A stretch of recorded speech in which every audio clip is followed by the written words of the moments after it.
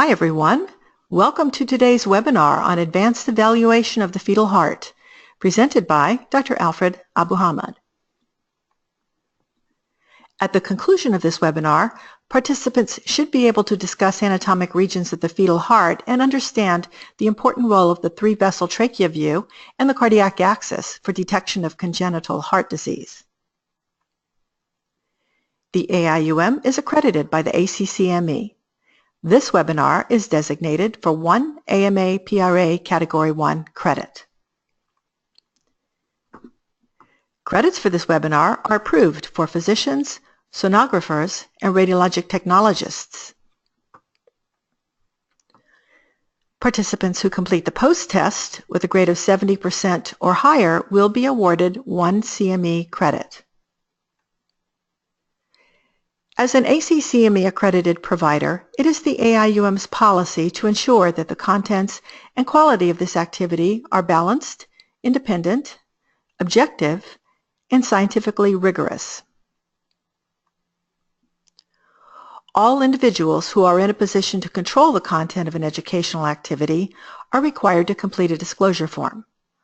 All disclosures are reviewed by the AIUM, and any conflicts of interest are resolved or managed prior to an activity.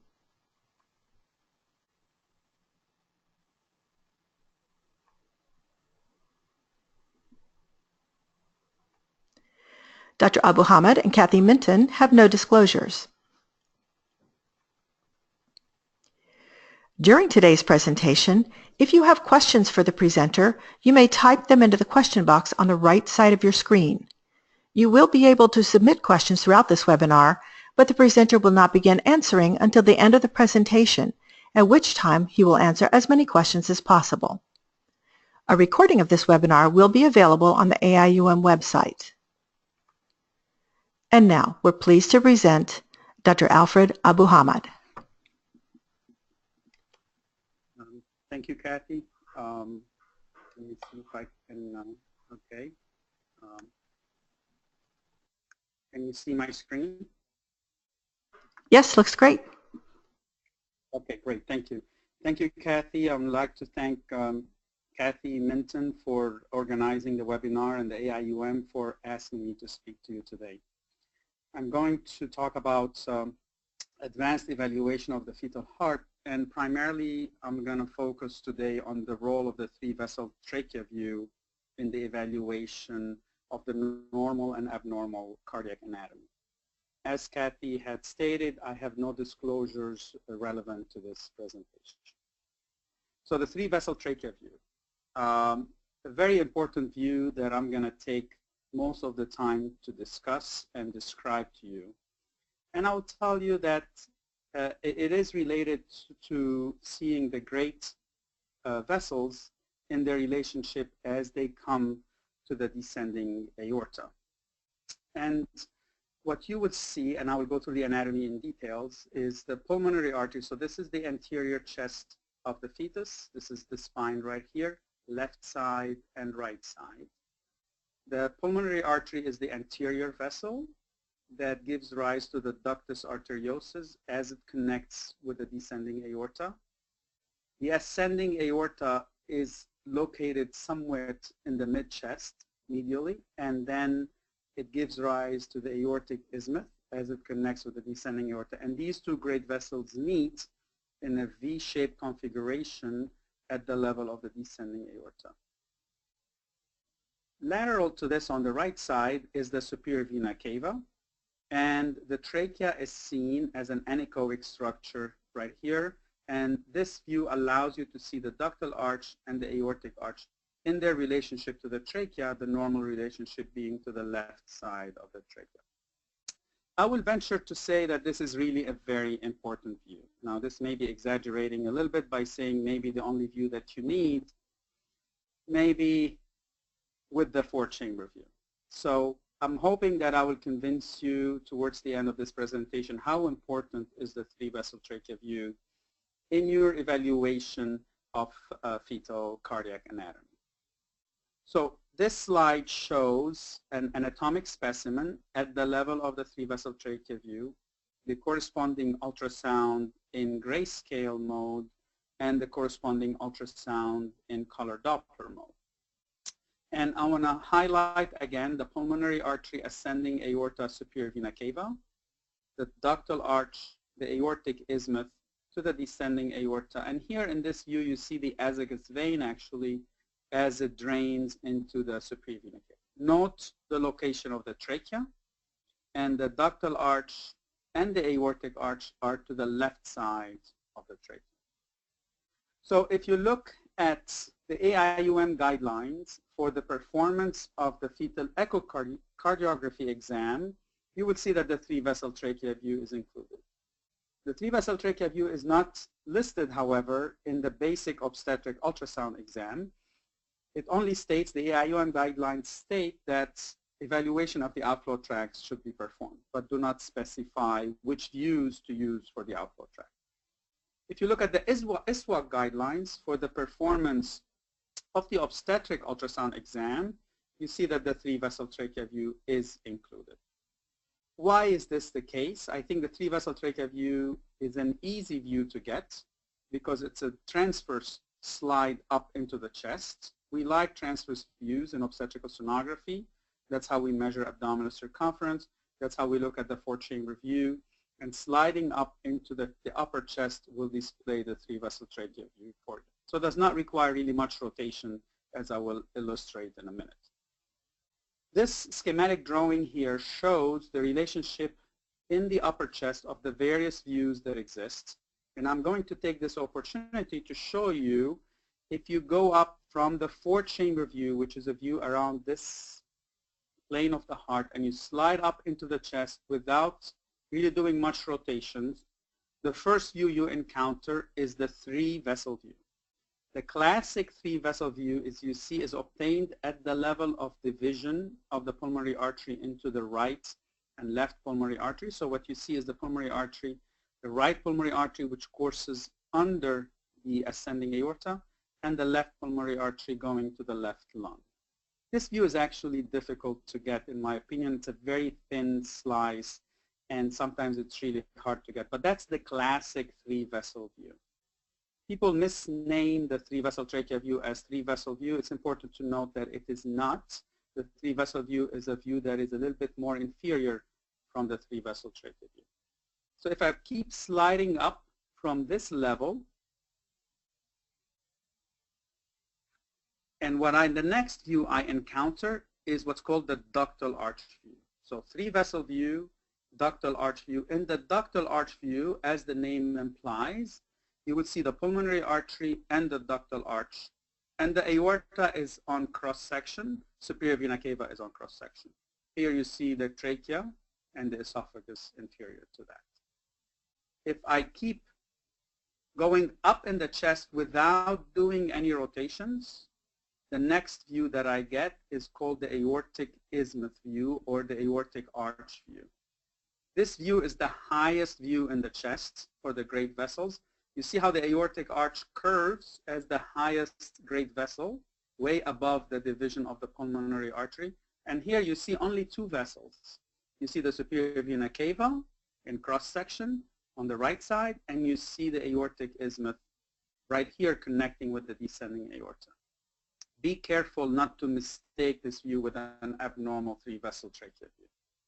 And the 3-vessel trachea view involves slight rotation, and that rotation to really involve to get the aortic isthmus aligned with the ductus arteriosus. And that's your classic 3-vessel trachea view, as I've described briefly before. So I want you to see now the 4 views that exist in the upper chest, going from the 3-vessel view to the ductal arch view, the aortic isthmus view, and then the 3-vessel trachea view. Note that the 3-vessel trachea view involves a slight tilt to the left side of the fetus. So again, let me show you all these views in real time. Here's your 3-vessel view. You see the division on color Doppler of the pulmonary artery here, and you see the pulmonary artery right here with the right pulmonary artery and the left pulmonary artery right here, aorta, superior vena cava. And you see the azygous actually slightly coming into the superior vena cava here, and you see it on color Doppler really nicely, bringing blood into the superior vena cava. So the vessels bringing blood from the posterior aspect of the chest to the mid aspect of the chest. That's the classic three-vessel view. Here's the ductal arch view. So the ductal arch view, again, you see the pulmonary artery, the ductal arch connecting with the descending aorta. Here's the trachea right here, cross-section of the aorta, cross-section of the superior vena cava. A little bit of the azygos is demonstrated here. Keep going up in the chest without any rotations. You get to the aortic arch view. The aortic arch view here, you see the thymus gland really nicely displayed. You see it right around here. And you see the aortic arch and the superior vena cava, and here's the trachea right here. Again, it's a two-vessel because we are really high up in the chest above the divisions of the pulmonary artery. Then if you turn obliquely, slightly to the left side, you get the classic three-vessel trachea view.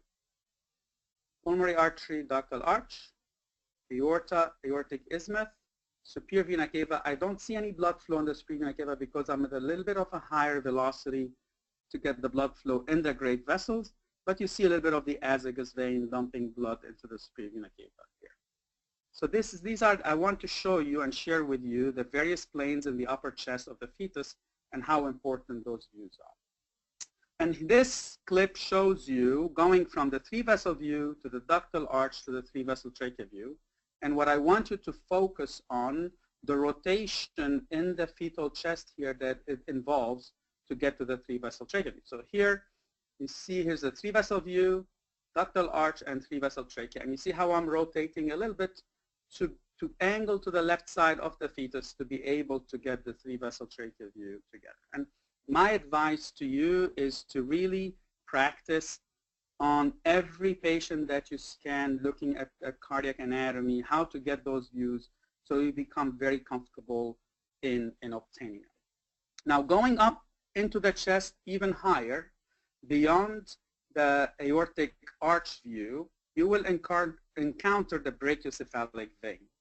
So what is the brachiocephalic vein? So we all start with two parallel venous systems, a right brachiocephalic vein and a left brachiocephalic vein, and a right superior vena cava and a left superior vena cava. The left superior vena cava actually disappears during development, and the blood that is coming from the left jugular and the left subclavian veins cross the chest from the left side to the right side through the left brachiocephalic vein and dump into the superior vena cava. So there is a chest, there is a vessel in the upper chest that runs, as you see here on the anatomy specimen, that runs from, joins the jugular vein and the subclavian and runs across in a almost horizontal plane to join the superior vena cava before it enters the right atrium. You see it here on an anatomy specimen, right inferior to the thymus gland, and you see it on grayscale and color here as a vessel with the blood flow going from left to right. Okay, here what you see are the divisions of the vessels coming out of the aortic arch. Okay, because the blood is coming from higher levels towards lower, if you see the vessel is inclined a little bit downward, so the blood is in opposite direction to the blood flow in the aorta, as you see here. And here's the brachiocephalic, going from the aortic isthmus to the brachiocephalic vein. So I'm just sliding up into the chest, even at a level that is higher than the aortic isthmus level. That view is important, as I will show you later, as we try to assess if we have 4 vessels at the level of the 3-vessel trachea view and how we work that out. So keep that in mind. So review of the anatomy before we go into more details. Pulmonary artery, ascending aorta, superior vena cava, ductal arch, aortic isthmus, coming to the descending aorta to the left side of the trachea. The thymus gland, it occupies this anatomic region here, and here's an overlapping ultrasound image to show you the same anatomy. What should you look for in a 3-vessel trachea view? First, you should look at the course and size of the 3 vessels, right? The pulmonary artery, the aorta, and superior vena cava. Are they there? And are they going in the right direction? And what's their size?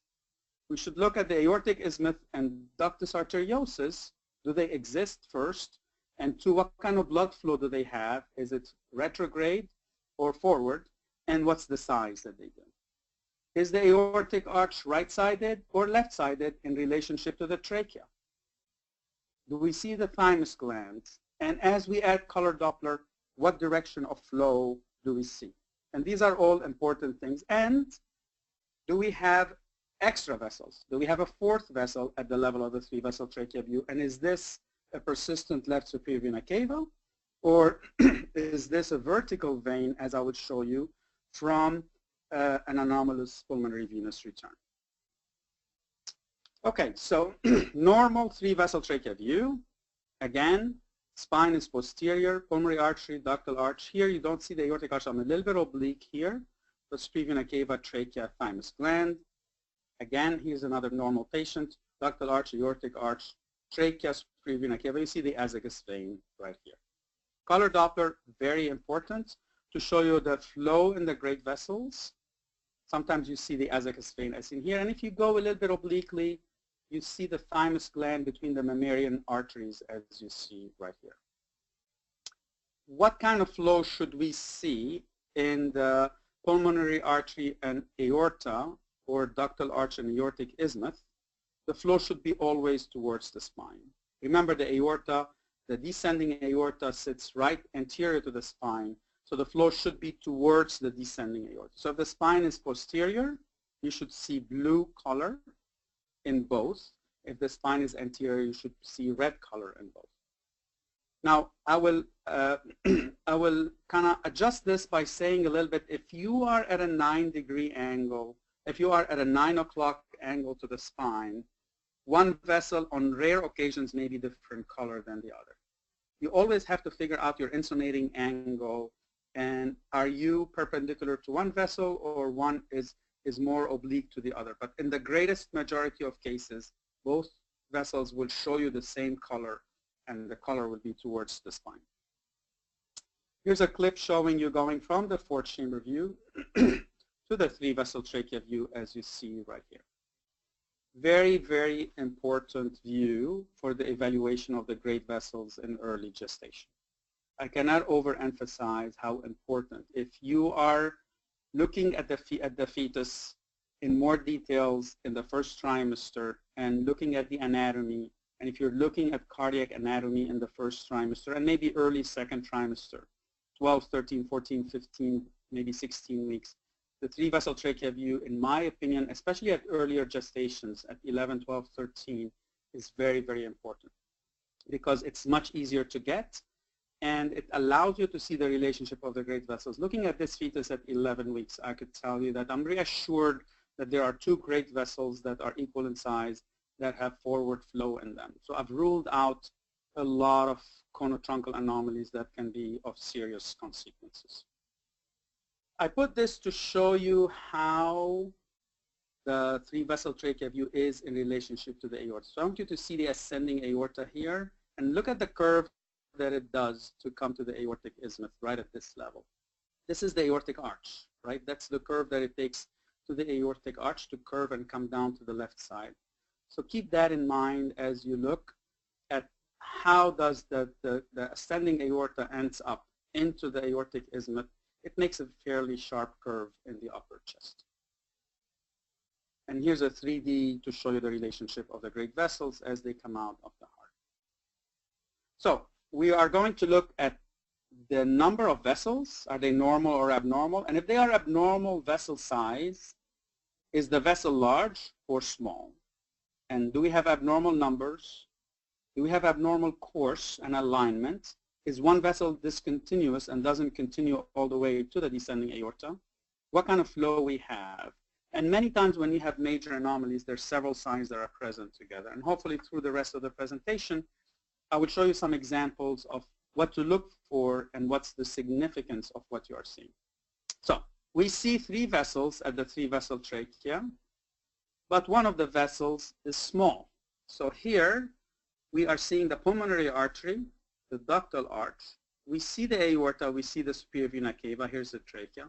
But look at the size of the aorta in relationship to the pulmonary artery.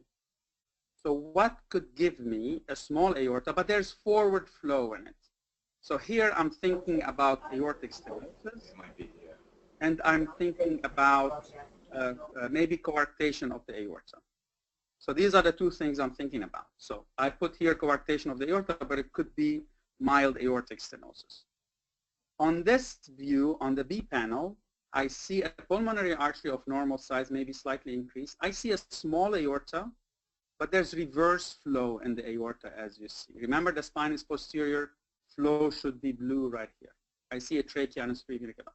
So what could give me reverse flow in the aortic isthmus? I'm automatically thinking about hypoplastic left heart. I'm thinking about critical coarctation of the aorta. I'm thinking about critical aortic stenosis. On rare occasions in the third trimester, I'm thinking about severe IUGR, fetal growth restriction, with reverse flow at the level of the aortic isthmus. All right, so let me show you examples of coarctation of the aorta. This is an anomaly that is really hard to detect, and there's a lot of false positives and false negatives associated with it.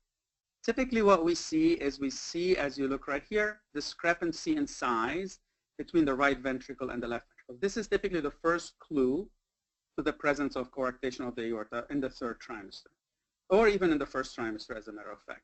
So you look at this and you suspect, okay, now I need to evaluate the aorta. I want to evaluate the aortic arch. Next step, you put color on, and typically you see, in classic cases of coarctation, some regurgitation across the tricuspid valve. And the reason for this is that there's more blood flow now coming to the right side of the heart than normally there is, and that is commonly associated with a little bit of tricuspid regurgitation. That goes along with the right side, the size of the right ventricle as opposed to the left. Then if I'm lucky enough and the spine is posterior, as you see here, I could then find where the coarctation is and make the diagnosis of a coarctation. And many times, even with all these findings, there's a false positive effect. But what is really helpful is the three-vessel trachea view is a view that is commonly unobstructed by shadowing from bones. And in that view here, I see in the same patient reverse flow in the aortic isthmus. So in the third trimester, I rely heavily on the three-vessel trachea view in making the determination whether there's coarctation of the aorta or not. All right, so here's a three-vessel trachea view where I see, frankly, if you look on the, here, this is the anterior vessel, so this is the pulmonary artery right here. I barely see a very thin and narrow aorta here, and I see the vena cava here. So I'm very suspicious of a hypoplast. Of course, I've probably done that looking at the fourth chamber view, but evaluating the great vessels here, you see reverse flow again in a very tiny vessel of the aorta. Many times the grayscale image does not allow you to see the vessel, especially with severe narrowing of the aorta or the aortic arch. The color Doppler is very helpful because it often shows you retrograde flow in that vessel you're looking at. Here's another patient here. The spine is now at 9 o'clock right here. See the size of the pulmonary artery and look at the size of the aorta. And look at the flow in the aorta going all the way back into the heart. So this is another case of hypoplastic left heart with a very narrow aorta and retrograde flow in the aorta. Keep in mind that hypoplast, you are going to suspect it at the four-chamber view. So what is the value of the three-vessel trachea view? Really to find the pattern of flow in that vessel and how significantly narrowed that vessel is. But the three-vessel trachea view has a lot of advantages in different situations. Here's an interrupted aortic arch, where if you look on grayscale, the pulmonary artery appears normal, and I follow the aorta, and the aorta does not connect all the way to the descending aorta, and it's actually abruptly stopped right at that level. And on color Doppler, you can demonstrate that too. So that's an interrupted aortic arch. It could be much easier to diagnose looking at the three-vessel trachea view than you would trying to assess where the aorta is and whether the aorta curves back as an arch and gives up the head and neck vessels. Okay, so I see three vessels now. We talked about seeing three vessels and the aorta small. Now I see three vessels, but the pulmonary artery is small. As you see right here, look at the size of the pulmonary artery in relationship to the aorta. Remember, the pulmonary artery should be at least equal, if not slightly larger than the aorta, the ascending aorta. But there's forward flow, there's antegrade flow in this vessel. What comes to mind is pulmonary stenosis. Pulmonary stenosis with still forward flow in the pulmonary artery, very commonly seen in tetralogy of Fallot. So tetralogy of Fallot at the level of the three-vessel trachea view will show you an enlarged aorta because there's increased blood flow coming now from right and left ventricle, but the pulmonary artery will be diminutive in size, but still will show you forward flow in the pink type tetralogy of Fallot. If you have reverse flow in the pulmonary artery, as you see right here, the spine is posterior, ascending aorta, right here, aortic isthmus, and there's reverse flow through the ductus into the pulmonary artery, you start thinking about pulmonary atresia here. In cases of pulmonary atresia, it could be a blue type tetralogy of Fallot or just cases of pulmonary atresia. Here's an example of a tetralogy of Fallot. Aorta is large. Look at the size of the aorta right here. Here's the pulmonary artery. It's narrow. It's narrower than the aorta. And you have to be a little bit more attentive to this detail to figure out that the pulmonary artery should be at least equal, if not larger, but that's a narrower pulmonary artery. That's a tetralogy of Fallot case. Here's another case of tetralogy of Fallot here also, and let me move on the other one. You could see on the, it's easier. So here you see cross-section of the aorta right here. This is the three-vessel view, the classic three-vessel view. And here's the pulmonary artery. Look at the narrowing. You know, in tetralogy of Fallot, it's subinfundibular stenosis, right? And here you see the infundibulum that is moved a little bit towards the annulus of the pulmonary artery, resulting in its narrowing. So that's your classic pulmonary stenosis in tetralogy of Fallot. And this is a tomographic view showing you all the relationship of the great vessels. I will take you to the middle one where the three-vessel view is, right here, and look at the size of the pulmonary artery. Pulmonary artery is still most anterior than the aorta, but look at the size of the aorta in relationship to the pulmonary arch. And that's the three-vessel trachea view here, and look at the size of the ductal arch in relationship to the aorta. And here you see an overriding aorta really over the septum, confirming that. Now be careful. Here I am all the way superior at the aortic isthmus, aortic arch view. So this is not an abnormal view where I don't see the pulmonary artery. This is I'm very superior in the chest. And here I am at the aortic arch view. And look at the size of the aorta. That's why it can be seen quite easily. And here's another case of pulmonary atresia showing you reverse flow in the pulmonary artery. This is in the third trimester. And it becomes very difficult on grayscale to see those. Color Doppler is really helpful in that setting. So what if I see three vessels, but one of the vessels is really large and the pulmonary artery is quite large, as you see right here? Think about absent pulmonary valve syndrome. In absent pulmonary valve syndrome, there's a lot of flow that's going back and forth through the pulmonary artery. The pulmonary artery is enlarged, and typically the branches of the pulmonary artery are really enlarged, as you see right here. So now I see only two vessels at the three-vessel trachea view. So there's one vessel that is missing. So I see two vessels, but the vessel that I see is of normal size, as you see right here. So I'm at the level of the three-vessel trachea view, and I only see one vessel. I see the superior vena cava, so that's the two vessels to the left side of the trachea. But there's something missing here. And color Doppler, as you could see, confirms that. There's no other vessel. If that vessel is of normal size, so there's no hemodynamic exchange of blood between the right and the left ventricle, think about transposition of the great arteries. Because in transposition of the great arteries, the vessels now, the pulmonary artery is now inferior to the aorta. And at the level of the three-vessel trachea view, you only see two because it's right beneath the aorta at this level. Okay, so that's a classic view for transposition of the great arteries at the level of the three-vessel trachea view. In my opinion, this is much easier to see and suspect the presence of transposition than looking at the LVOT view. Because at the LVOT view, you really have to follow the vessel up in the chest to see that the vessel divides to make you suspicious that this is the pulmonary artery coming from the left ventricle. Here, when I look at the three-vessel trachea view, I see that there's only one vessel rather than two great arteries, and that vessel is normal in size. I'm really suspicious that this is transposition. So here's a case of transposition at 13 weeks. Again, diagnosed by the 3-vessel trachea view. Here's another patient at 13 weeks, and look here.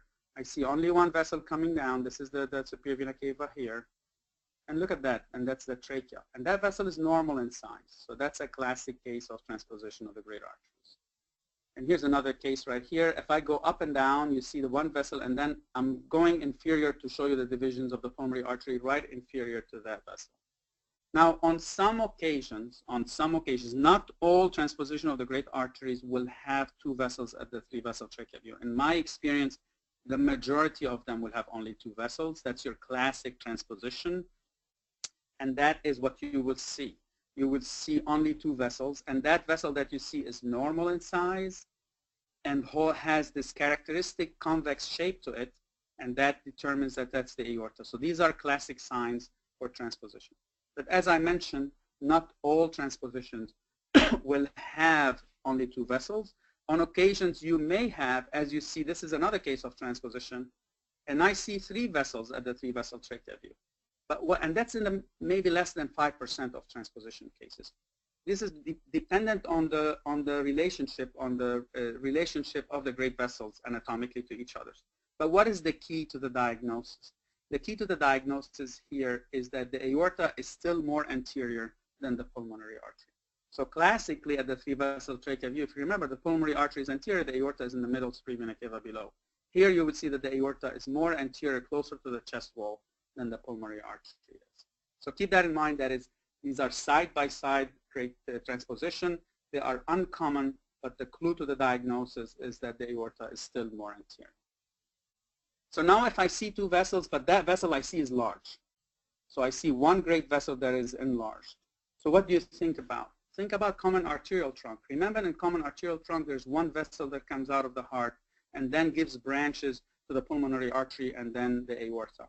So that vessel would look really large at the 3-vessel trachea view, such as this. And you would see a lot of these bifurcations coming out of it. It looks like a spider because these are all the pulmonary arteries right coming out from one side and the other. And here's another case right here. And if you look here, you see the divisions of pulmonary artery branches, but look at the size of this single vessel coming out. So when you see 2 vessels rather than 3, the size becomes really important, because if it's normal and has this convex shape, think about transposition. If it is really, really large and has these branching coming out of it, think about common arterial trunk. All right, so now I want to talk about the course of the great vessels as they come out of their respective chambers. This is the normal 3-vessel trachea view. Both the ductal arch, aortic arch, are to the left side of the trachea. They can both be on the right side, and this is called right aortic arch and right ductal arch. Okay? One could be on the left side and one could be on the right side. This could be a right aortic arch and a left ductus arteriosus. So this forms a U configuration behind the trachea. It's like a loose ring. Typically, patients tolerate this very well. Don't need any intervention afterwards. Or you can have a double aortic arch. Here's the aorta divides into right and left aorta and encircles the trachea, as you see right here. This is not easy to diagnose, but these babies need some intervention early on because of tracheal compression. So it's really important to make this diagnosis if you can prenatally, and you can do that at the 3-vessel trachea view. Here's your classic abnormal course with right-sided aortic arch and a right-sided ductus arteriosus. So I have the ductus arteriosus, the aortic arch onto the right side of the trachea, as you see right here. You have to assess those patients for associated problems, especially related to the DiGeorge and other abnormalities. So it really warrants a full evaluation of the heart and of the thymus gland and other abnormalities. Here's what's called a right-sided aortic arch and a left-sided ductus arteriosus. Again, it forms a U shape surrounding the trachea. And here you see it in a clip, and you see where the aortic arch is, and the trachea in the middle, there's no blood flow in it, and the ductal arch on the side. So you have to go obliquely to kind of curve it in here and to show the U configuration. And you have to be very careful that there's no other vessel that comes out from the aorta right here. Here's another U configuration here. You can clearly see the U because we're perpendicular to it. We can see a lot of the flow posteriorly. Many times when you insonate from the chest anteriorly, you're perpendicular to the flow behind the trachea, so you may not see it. If you go obliquely, you can see the whole circle surrounding the trachea. Here's a double aortic arch. There's a left and right aortic arch around the trachea. And look at this clip right here. So here's the aorta coming out. There's a left ductus arteriosus clearly seen. But look how the aorta divides, and you can form the circle all the way around it. It is not easy to see this because many times this left branch could be hypoplastic or small, or this right branch unlikely but could be hypoplastic and small. So you have to be really cautious, and you have to angle a little bit obliquely here. Reduce your gain, increase your gain and reduce your velocity scale as much as possible to allow you to see the flow there. So that's a classic double aortic arch, and that's a 3D showing you the classic aortic arch. All right, now we see four vessels. So we see the pulmonary artery, ductal arch, aorta, aortic isthmus, prevena cava, and then there's another vessel on the other side, on the left side. Most commonly, this is a persistent left supravena cava. Remember when we started, we talked about the left brachiocephalic that takes blood from the jugular and the subclavian to the right supravena cava. In many situations, there is a persistent left supravena cava, so by definition there is no brachiocephalic vein, correct, because blood is draining through the persistent supravena cava. Most of the time this ends up in the coronary sinus in the heart, and then you can see that. But it's really important. So when you see an additional vessel, your first thought should be this is probably a left supravena cava. Statistically, that's the most common. However, you need to So that, as I mentioned, is associated with absence of the brachiocephalic vein. But how do you know that this is not the vertical vein of a supracardiac total anomalous venous return? So what does that mean? In this schematics here, you see the pulmonary veins coming into a confluent vein behind the heart. They're not draining to the left atrium. And then there's a vertical vein that's taking them up, connecting them with the brachiocephalic, and it's coming down into the SVC. This is one of the most common forms of total anomalous pulmonary venous return. And it shows you at the level of the three-vessel trachea view, it shows you an additional vessel there. So how do I make the difference between the two? Well, clearly, one very important distinction is the blood flow in the vertical vein is in opposite direction to the supravena cava. So if you reduce your velocity scales, as you can see, I have turbulence here in the pulmonary artery and aorta, but I'm interested in the venous flow. And I document that blood in the supravena cava is coming towards the heart, whereas blood in this extra vessel is going away from the heart. That's the most important way to differentiate. But let's look at two other things. So there's a fourth vessel. Is this the left supravena cava? Well, remember, it dumps into the coronary sinus. So the coronary sinus will be enlarged, as you see right here. Coronary sinus, you get it slightly inferior to your four-chamber view, and you don't have a brachiocephalic vein. So I've confirmed now, and certainly if you add color and document same flow as the supravena cava, same flow directions, then that's your diagnosis. Here is, on the next slide, let me come back to it, sorry. So here on the next slide is the total anomalous venous return. So where is the next one? Right here. So what you see here is the coronary sinus will be normal but the brachiocephalic vein will be quite dilated because now the pulmonary venous circulation is coming up through the brachiocephalic to come down to the heart through the supravena cava. So three things to use: color Doppler with low velocity scales to look at direction of flow, look at the coronary sinus, and look at the brachiocephalic vein, and that helps you differentiate the fourth vessel as a persistent left supravena cava or a supracardiac type total anomalous venous return. On occasions, you see kinking in the ductus arteriosus. This is quite common, especially in the third trimester. This looks like a fourth vessel. These are normal findings. So you could see here, look at this at the three vessel. Oh my God, look at this ductus arteriosus. It's going curving all the way around before it connects with the descending aorta. And look on color Doppler. Remember, the ductus arteriosus closes shortly after birth. So these are not malformations. We call these normal variants. Many times there are sometimes steal phenomenon here, and you may have some abnormalities in the aortic isthmus, but these are rare on occasion. So So this is, I just want you to show you this example to make sure you don't confuse a ductal arteriosus aneurysm or kinking with a fourth vessel at the three-vessel trachea. Finally, I'm going to talk briefly about the aberrant right subclavian artery because this is diagnosed at the level of the three-vessel trachea. So the aberrant right subclavian artery is a vessel that comes from the aorta, curves behind the trachea and the esophagus to the right side, to the right upper extremity. Okay, so you see this at the level of the three-vessel trachea view. So what you need to do to see it, here you need to reduce your velocity scale substantially because we're looking with low velocity flow right here. And you would see that vessel coursing behind the trachea to the opposite extremity, as you see right here. Why this is important?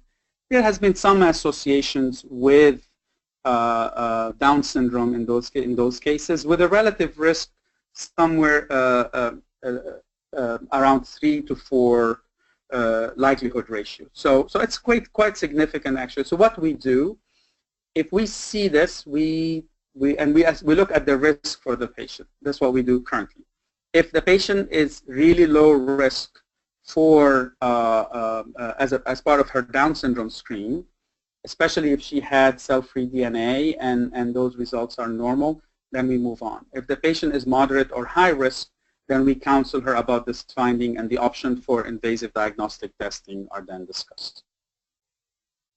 Briefly also, I want to mention the study that Dr. Shawi had done looking at the size of the thymus at the three-vessel trachea view by measuring the thymic to thoracic ratio defined from the dome of the ascending aorta or the aortic isthmus to the sternum, and then the chest from the spine to the sternum.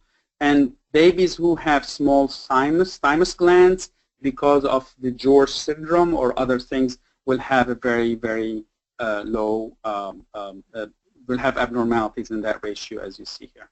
It is very helpful. We also use the brachiocephalic ratio. We have developed this internally here because the brachiocephalic vein is more constant in those babies than the aorta because there may be conotruncal anomalies associated with that, and the aorta may look abnormal and difficult to measure. So how important is the three-vessel trachea view or the three-vessel views in the upper chest in the evaluation of anomalies? This is a study from Thailand that showed that it is quite abnormal in a large, at least 75 or 70 to 75% of fetuses with congenital heart disease. And if you take out ventricular septal defects, the detection rate of these views are somewhere close to 90% for congenital heart disease. In our experience internally here in the first trimester also, we found fairly similar results. It's very, very important view in my opinion because of the ease with which you can get it and also because of the information you can get in a very short approach. So I have shown you during this presentation that the three-vessel trachea view is abnormal in a lot of anomalies, in the hypoplastic left and right heart, in many conotruncal anomalies such as transposition, double outlet, tetralogy, common arterial trunk, in the supracardiac type of total anomalous venous return, which is the most common, pulmonary atresia, stenosis, coarctations, aberrant right subclavian and venous abnormalities, and also in right or left aortic arches, certainly in Epstein because of the associated with pulmonary stenosis and with interrupted aortic arch. So the three-vessel trachea view, in my opinion, is one of the most important ultrasound views in the fetus for fetal cardiac evaluation. It is easy to obtain, especially in early gestation. It is really easy to obtain in early gestation because the fetus usually presents itself with the spine posterior or with the excessive movement. You can get into that plane fairly easily. The anatomic landmarks are easy to identify and master, and it is affected in most major congenital heart disease. And it should be strong consideration, I'm hoping, to incorporating this in the screening examination, and I'm hoping to be effective advocate for this view to really enhance our ability to look at the heart and also to diagnose more conotruncal anomalies than we have done in the past. So I'm going to finish with advertising my free ultrasound book. If you have not downloaded it, please do so. The website is openultrasound.com, openultrasound, one word. It's been translated to many languages, as you see there, and it's a free download, and I hope that you will find this to be helpful. So I'm going to take some questions now. I think we have some time to do questions, so let me look at them and see. Do we have to measure the diameters of the PA and aorta on the level of the three-vessel trachea view? The answer is no. You can just get experience in how the normals look and just eyeball them and then subjectively assess the size. What is the earliest gestational age where it's safe to use color power Doppler to evaluate the fetal heart? There are documents that are available on the AIUM website, also on the ISWAG website that talks about this. We try to avoid pulse Doppler in the first trimester because of the increased focused energy on the fetus. Color Doppler in a short amount of time is safe and has been deemed to be safe, and you have to weigh the risk-benefit equation. We recommend to use it to assess the great vessels for a very short period of time and then evaluate the vessels afterwards. Can we treat the TGA inside the uterus? No. So the question was, could we treat transposition of the great arteries? No. And there's no reason if it's diagnosed prenatally and plans are made to deliver the fetus at a center that are used to caring for those children. I think the outcome is in many situations quite well. In a case with left ductal arch and right aortic arch, could a branch of the aorta coursing on the left side trachea mimic a double aortic arch? The question is yes. You could suspect the presence of a double aortic arch erroneously because of the left common carotid, but typically the left common carotid is a little bit higher. These branches are a little bit higher in the chest than that, so most of the time that is not the case. But keep in mind that a double aortic arch could have a hypoplastic side to it, most commonly the left side, so it could appear like a right arch and a left ductus arteriosus. So you have to be cautious on that evaluation. In the case of right aortic arch or aberrant right subclavian, cell-free DNA is enough. I think if you have done cell-free DNA for ARSA, that is enough. For right aortic arch, no, because of the 22q11 deletion. But now some of the cell-free DNAs are able to test for this microdeletion. I would be a little bit cautious about the sensitivity of this and the false positive. We are still counseling patients for an amniocentesis primarily rather than cell-free DNA. For ARSA, cell-free DNA, I believe, is okay if the patient are low risk, if everything else looks normal on the fetus. How early can the three-vessel trachea view be seen? 10 weeks, 11 weeks with color Doppler, you can get a lot of information then. Certainly after 12 weeks, you can clearly see it in color. After 13 weeks, you can clearly see it on grayscale. You are my idol. Thank you, Louise. It was great to know that you're on. This was a question, sorry. What is the abnormality in three-vessel trachea view and double outlet right ventricle? So double outlet right ventricle is complex because of the relationship of the great vessels. And many times you have transposition of the great vessels in association with this, and then you will see one great vessel at the three-vessel trachea view. In other situations, they could be side by side, and that you could see two vessels. Many times the aorta is anterior to the pulmonary artery. How is the three-vessel trachea view affected in heterotaxy? I would say this is related to the abnormalities that exist. So heterotaxies that has conotruncal anomalies will have an affected three-vessel trachea view. If they don't, then the three-vessel trachea view may not be affected. How do we differentiate CAT from pulmonary artery with pulmonary atresia with VSD? So in CAT, there are some things that are required for CAT diagnosis. You know, in CAT, there's a central vessel that comes from the heart. Many times there are valve dysplasia there, so you see some regurgitation from the jet. There's many leaflets, many times 4, 5, or 6 leaflets there. 2, by definition, in common arterial trunk, the pulmonary artery should not be connected to the right ventricle. So you have to look at that also. And many times you can trace the PA, even though it's atretic, you can trace it to the pulmonary artery in that setting. Which is better, first trimester color or power Doppler? By far, I would say power Doppler because of its better ability to highlight the vessels, and it's not as much angle dependent as color Doppler. In our experience, color Doppler is much more useful in the first trimester than standard color. How to improve prenatal detection of total anomalous pulmonary venous return? I will tell you 3 important things you need to look at. One is look at the area behind the left atrium. On many occasions, there is a confluent vein that sits there that actually does not connect to the left atrium where the pulmonary veins come in, and then it drains either superiorly, as I demonstrated in my example, or straight into the right ventricle, or inferiorly into the stomach, into the vein, the liver, and then up the IVC. 2, there's increased distance from the spine to the posterior wall of the left atrium in cases of total anomalous venous return, more so than you see in the normal situation. And 3, if you get into the habit of putting pulse Doppler on the pulmonary veins, in total anomalous venous return, many times there's venous obstruction, and the Doppler tracing can be very telling in those situations. These are the 3 things that I would recommend to look at. I have your book. It helps a lot. Daily, thank you. Somebody thank me. You're welcome. Do you need sagittal view of aortic and ductal arches if you have 3-vessel trachea view? Frankly, I would say no, with the risk that I may be controversial, but I would say no. I would say I'm not sure what the sagittal view of the aortic arch or the ductal arch would add to a normal 3-vessel trachea view to me. I can't see what it would really add beyond what I could see at the 3-vessel trachea view. So I would say probably not, in my opinion. If you can get it, you can get it.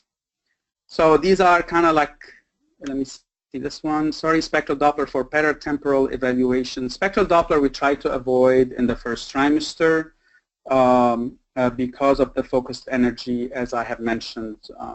And then you have to assess the risk-benefit. If there's a malformation, cardiac malformation, then it's it's okay to use, but be careful with that. What is the significance of the area behind the heart? The area behind the left atrium is really important. It's important because of the issue that I've discussed with the total anomalous venous return. And remember, this is where the esophagus also crosses, so you have to be cautious, make sure they don't mistake a dilated esophagus where the baby just swallowed with an abnormal vessel there. If you wait a little bit, the esophagus will close, and then you can tell that this was the esophagus you're looking at. Really important in detection of total anomalous venous return. Important detection of interrupted IVCs because the azygous vein would be dilated. Very important anatomic area to look at. Let me see if I have missed some of the other questions. When evaluating late first or early second trimester cardiac views, do you find that patients often make decisions based on these findings or wait for more formal fetal echo later on gestation? Very good question. I think it depending what you see. So if I see a hypoplastic left heart with all the characteristic features at 13 weeks, and I document it by color and grayscale and all the things, and I can counsel the patient that this is a hypoplast, and patients then make decisions based on that what to do. If it's a minor abnormality, we always wait for follow-up. We always ask the patient to wait for follow-up because first trimester, has not been performed for a long time. But there are several abnormalities that can be diagnosed in the first trimester and diagnosed really with consistency. And so I would say based on your level of expertise, based on the quality of the ultrasound that you are doing, and based on the abnormality that you are detecting. Severe abnormalities that are clearly seen in the first trimester, I have no issues in counseling the patients with regards to that. Keep in mind, however, if a patient is coming to you, for instance, to rule out a hypoplastic left heart because she had a family history or had a prior child, and I do an ultrasound in the first trimester, and the heart looks normal, I will tell the patient that the heart is normal, but she's not out of the woods because there has been some cases of hypoplasia that were diagnosed between the first and the second trimester.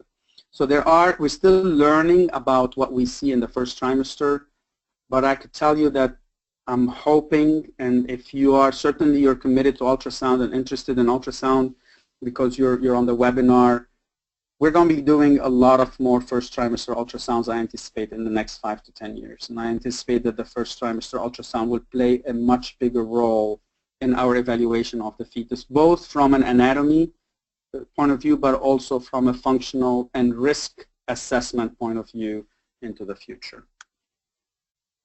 Okay, let me see if I have missed.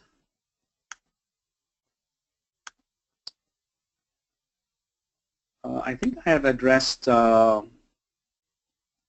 all the questions that have been posed. Let me go back to the bottom, see if anybody... Are you performing fetal cardiac surgery in your center? No, we are not. There are a handful of places around the country that primarily do aortic stenosis, balloon dilation. The other operation that is done is opening a restrictive foramen ovale. These are the two that are more consistently done, but beyond that, I'm not aware of more extensive cardiac surgery that is being performed. Do you recommend screening of the fetal heart of the obese gravida? Well, good question. There is increased risk of congenital heart disease. It is not part of the national criteria for fetal echo. Certainly for fetal screening, I would say certainly for a detailed ultrasound exam, 76811. There's a window between 12 and 15 weeks where you can get a lot of information from those patients, either transabdominally or actually transvaginally, to get the anatomy. And we have done some work here with Dr. Letty, who was our MFM fellow, did a large study on the ability of ultrasound to detect abnormalities and to assess normality in the first trimester. I think her paper was published in the Journal of Ultrasound in Medicine last year. In patients with large BMIs, above 40, we tend to do an early anatomy ultrasound somewhere between 13 and 15 weeks transvaginally to look at the anatomy at that time. Hi, Vladimir. I see you're on. Thank you.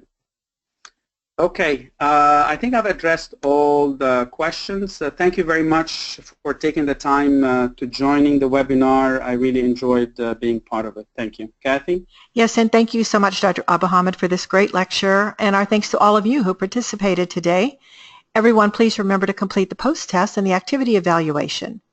We hope you enjoyed this presentation and will join us again for future webinars. So long, everyone. Thank you. Bye-bye.